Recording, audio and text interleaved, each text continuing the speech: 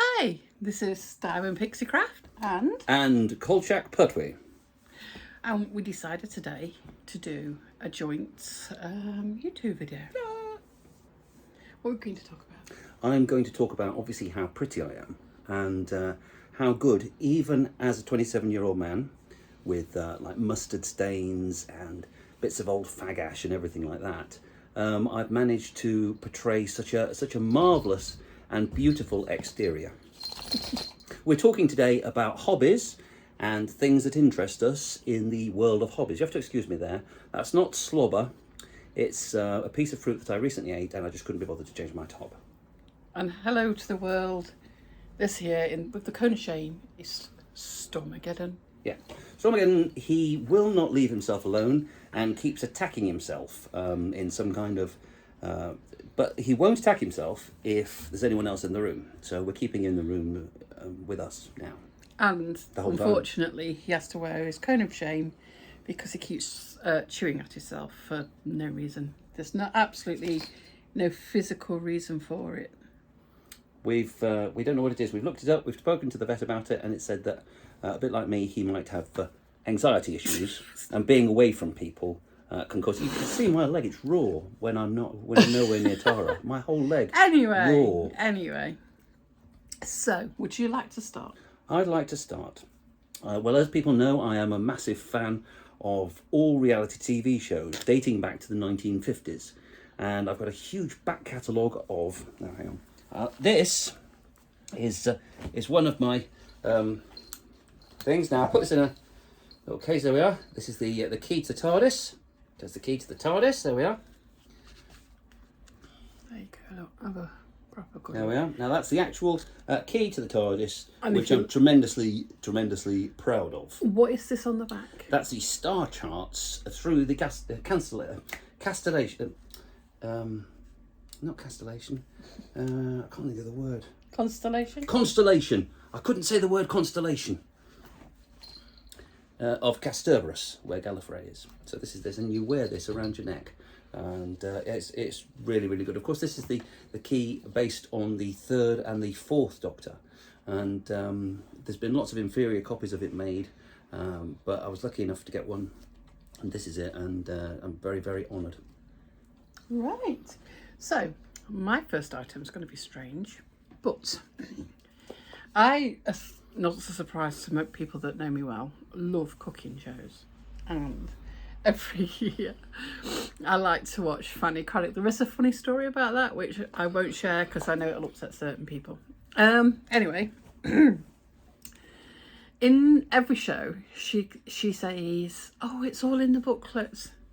And I've said to John for years, I want the booklet. I really do want the booklet just to see. I mean, some of the things she cooks are quite, I probably wouldn't touch with a 50-foot barge pole, but I want the booklet because I'm funny like that. So at Christmas, John likes to buy me unusual gifts, and he got me the Fanny Craddock. It's all in the booklet.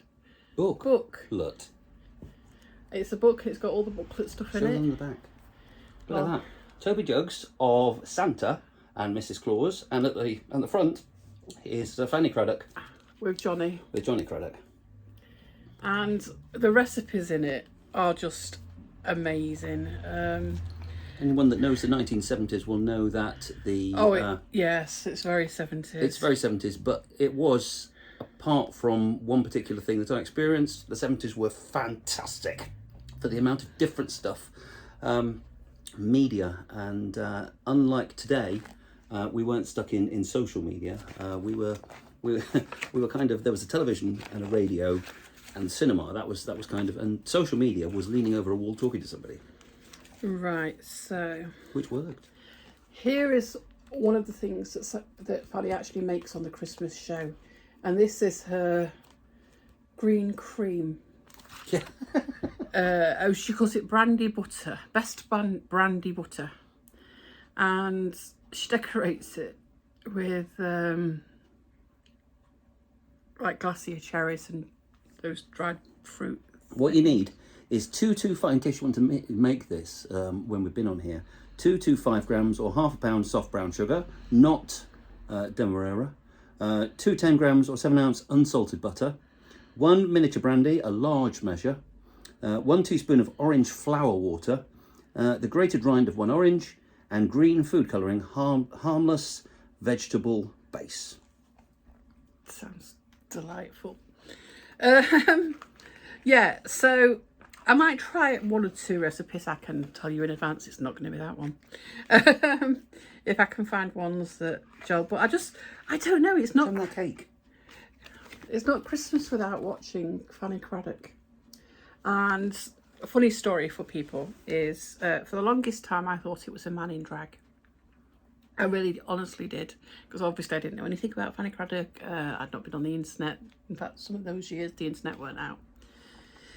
And then when I found out that she really was a woman and that she got sons, so I do, apologise for that. But yes, so this is one of my gifts that John bought me at Christmas that I absolutely love. And it created many, many laughters with certain people and frowns with others. But anyway, what have you got next, John? Next thing is now this is a representation of one of the TV shows that I do like. As anyone knows, I am a massive fan of the 1960s and 70s, and again of the 50s. And these statues came out. This is to represent the Adam West Batman. The Adam West Batman is quite special to me because it was one of the, a lot like Doctor Who and the Kolchak TV series, it was one of the consecutive series that ran that I actually got to see. So that, and kind of in a more adult vein, the Professionals.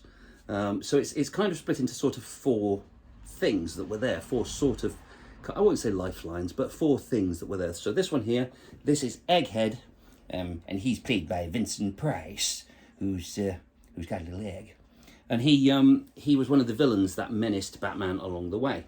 Do you know, I didn't know that. And they brought out loads of these, and it was always the villains that were always interesting to me. He was teamed up with Minerva. And Zelda the Great, I do apologise. He was teamed up with Zelda the Great, and he had various and sundry crimes. Price himself I do quite like, and the whole idea of everything to do with the Adam West Batman. When Batman was fun, when he wasn't trying to be something that he's not, because he started off as a comic book character. Do you mean overly serious and dark? Like TV's trying to be. Films. Your films and TV now is trying to be tremendously serious and dark.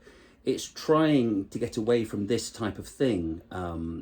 Ridiculous and campy is what some people would call it, but other people will call it great fun. And what would you say to people then who say, oh, it's really cheesy? Why did they put the words on the screen? Well, they put the words on the screens because it was a comic book, and the Batmans and the Supermans and the Spider-Mans and the Avengers and all of them had the words in the comic book they were brought over by the GI soldiers during the Second World War, and that's how the comic book kind of came to. And so it would be funny, it would be nice to see, if not this type of humour, a less full-on, serious, gritty. And what universe is Batman in? DC. He's a DC, so it's part of the DC universe. And in your own opinion, I'm sure not everybody's. Not everybody's opinion. Who is your favourite Batman? Adam West. Not a surprise. No, because Adam West, there was no. He wasn't trying to be something that he wasn't trying to be something that he's not. There is that great scene when he was in The Big Bang Theory, and they're all in the car going somewhere, and Adam West is sat there with them, and he says, "Sir, I didn't have to say that I was Batman. People just knew." Yeah. Which I never said I was Batman. I just turned up. Yeah. Yeah. So and that's the thing. That says a lot, really. It is quite interesting. The new Batman film is out soon. Again, more seriousness, and for something that deals so darkly with what is essentially, in my opinion, not necessarily anyone else's opinion, obviously Beautiful Tara's opinion, but in my opinion, it's a comic book character, and comic book characters should be portrayed as they were in the comic. Not as in later versions, because the number of people that say, oh, grow up, they've not said it to a film, because there's no need for a film to grow up, because a film will age and keep rebooting the same thing and retconning it. It doesn't make it any less serious or less mature. No. Right. Sorry. Stormy, go away. You've already been on camera. Right. My second thing is not going to be a surprise to anybody that watches my channel on a regular basis. But as you all know, I really love my diamond art, hence my name is now Diamond Pixie Craft. So this is my latest one. You can order them from many places. This particular one came from Amazon at different prices. You type in diamond painting or diamond art, and these are what come up.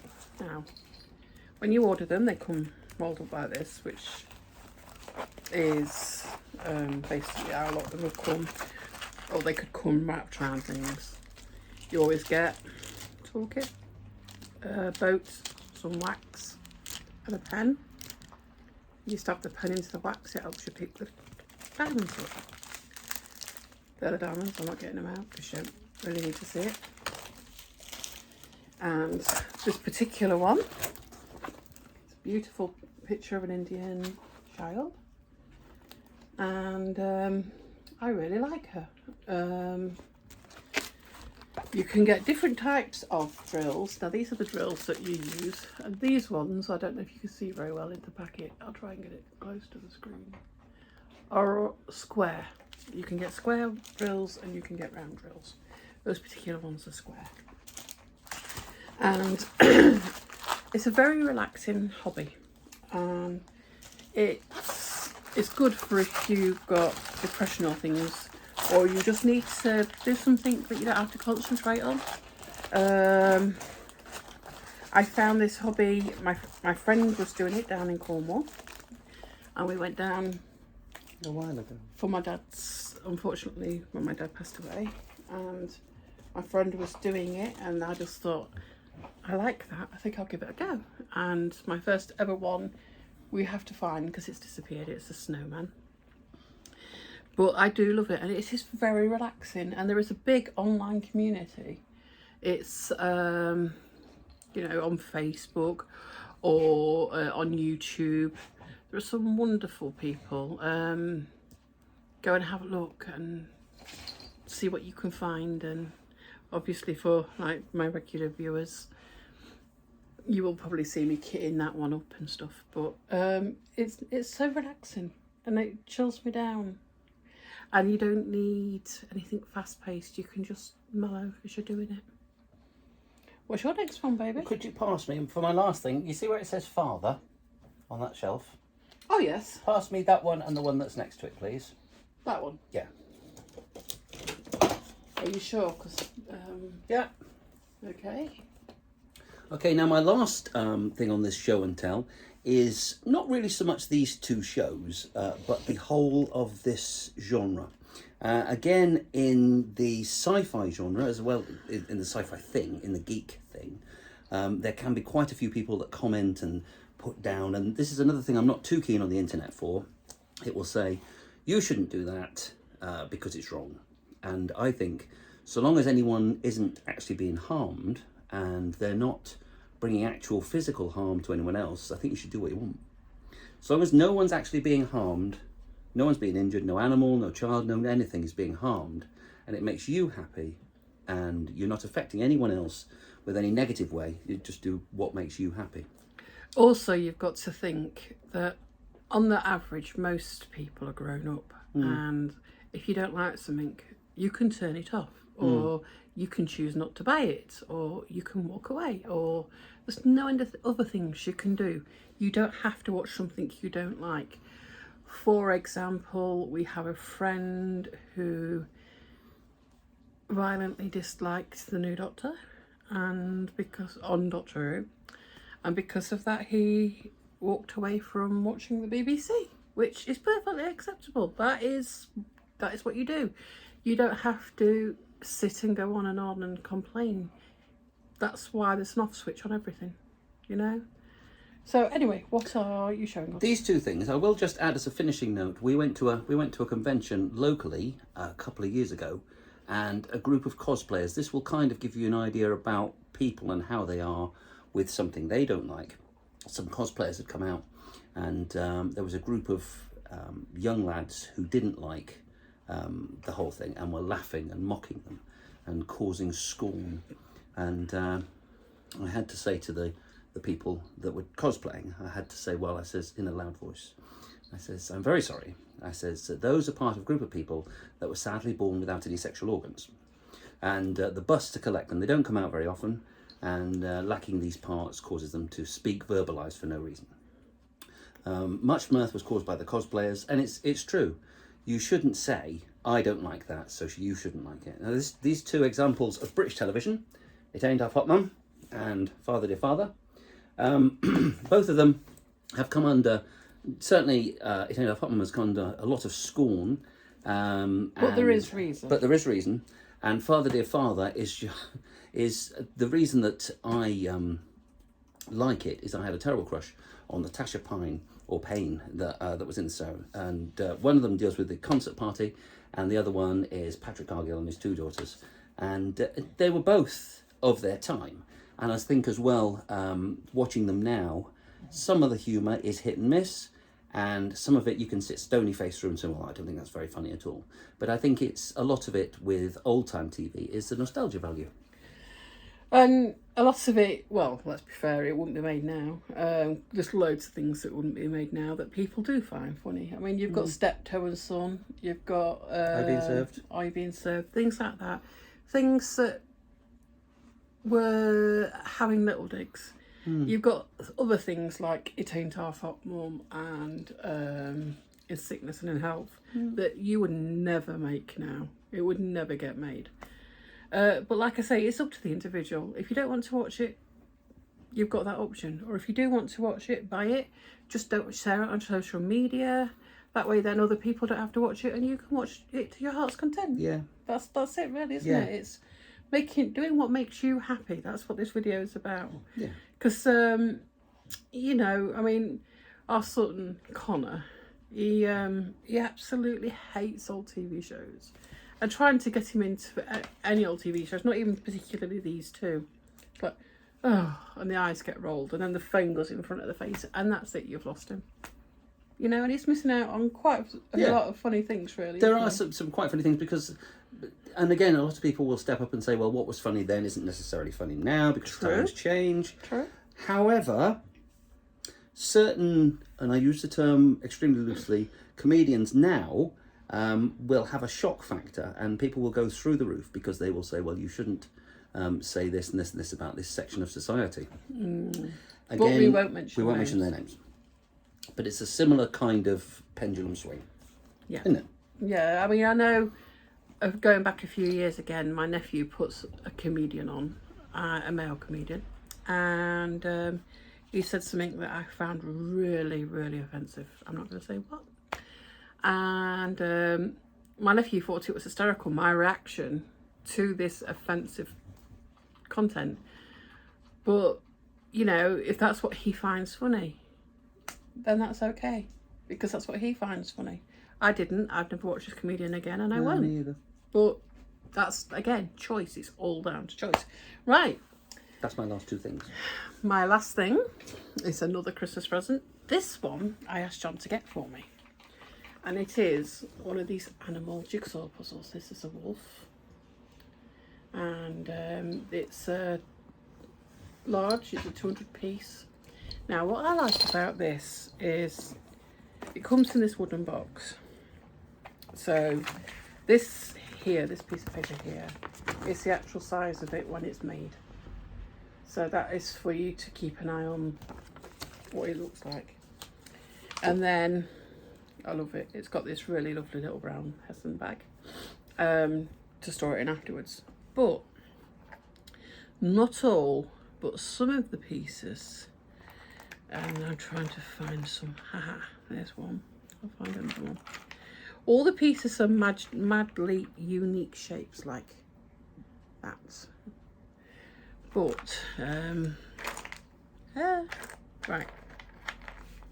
Oh, trust me, I found one and dropped it. Right.